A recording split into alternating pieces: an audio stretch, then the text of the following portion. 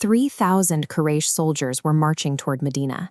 They were desperate to avenge their prior losses, and their objective was clear: wipe out the Muslims completely. Facing this massive threat, the Prophet gathered his companions.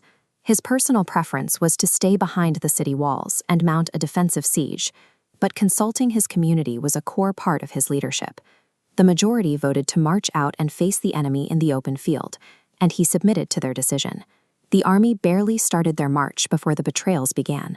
A faction of 300 hypocrites abandoned the ranks and turned back. This left the Muslims with exactly 700 men.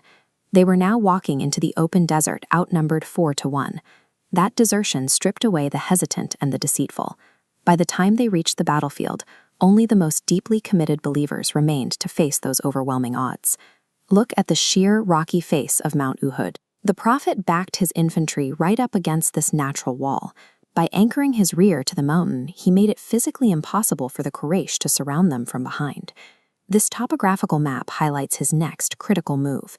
He stationed 50 skilled archers on the nearby hill of Ainain. This formed a lethal choke point that completely shielded their exposed flank from the 200 enemy horsemen. He gave those archers a single, absolute command: hold this position. He told them that even if they saw the enemy defeated or saw birds tearing their brothers' bodies apart, they must not move. When the clash began, the Muslims fought with terrifying ferocity. Despite the sheer numbers of the Quraysh, the Muslim lines held, pushed forward, and eventually caused the enemy ranks to break and flee.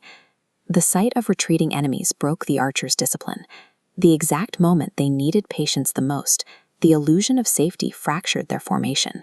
Assuming the battle was over, 40 of those 50 archers abandoned the hill. They ignored their commander's warnings and ran down into the valley to collect the spoils of war left behind by the fleeing enemy. Khalid ibn Walid, a brilliant tactician fighting for the Quraysh, saw the unguarded ridge. He sweeps his cavalry around the hill, charges up the slope, and immediately slaughters the 10 remaining archers. The fleeing Quraysh infantry saw the cavalry charge and turned back around. The Muslims were suddenly caught in a brutal pincer movement, trapped between two highly coordinated attacks. That single breakdown in discipline evaporated their tactical edge. A superior defensive position had collapsed, forcing the survivors into a desperate retreat under fire. Utter chaos ripped through the battlefield. Formations dissolved into panic. Legendary fighters like Hamza were isolated in the confusion and killed by a spear from the shadows. The flag-bearer, Mus'ab ibn Umair, fought to his last breath to keep the Muslim banner off the ground. An enemy struck off both his arms, but Mus'ab pressed the banner to his chest until a final blow cut him down. Mus'ab bore a striking physical resemblance to the Prophet. Standing over his body, his killer screamed across the battlefield, "I killed Muhammad." Hearing this, the entire Muslim army froze in shock. The Prophet was actually alive, but severely wounded. His helmet was shattered, metal rings pierced his face, and he had fallen backward into a pit. A handful of devoted companions threw their bodies over his, shielding him from a hail of arrows and spears. He took an immense risk. To rally his broken army, he shouted over the noise, exposing his exact position to the enemy. He successfully guided the survivors up into these rocky slopes, pulling them out of the slaughter below. The retreat left 70 martyrs on the field.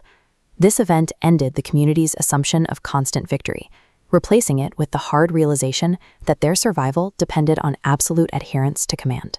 The next morning, despite their immense grief and open wounds, the Prophet ordered the exhausted survivors to strap on their armor and march out again to a place called Hamra al-Assad. To hide their severe weakness, they executed a massive bluff.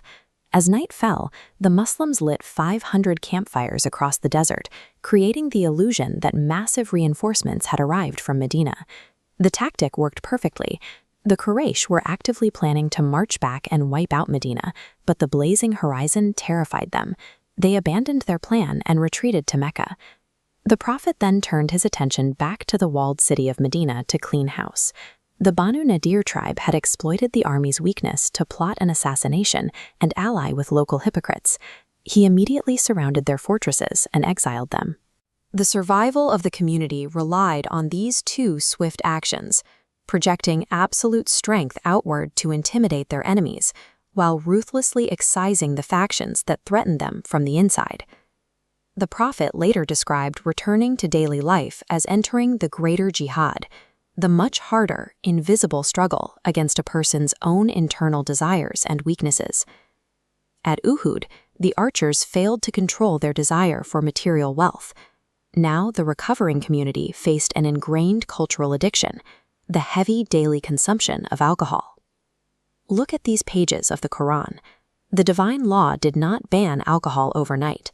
Using a method called tadrij, or gradual prohibition, the revelation systematically detailed the harms of intoxicants, preparing the community's psychology step by step.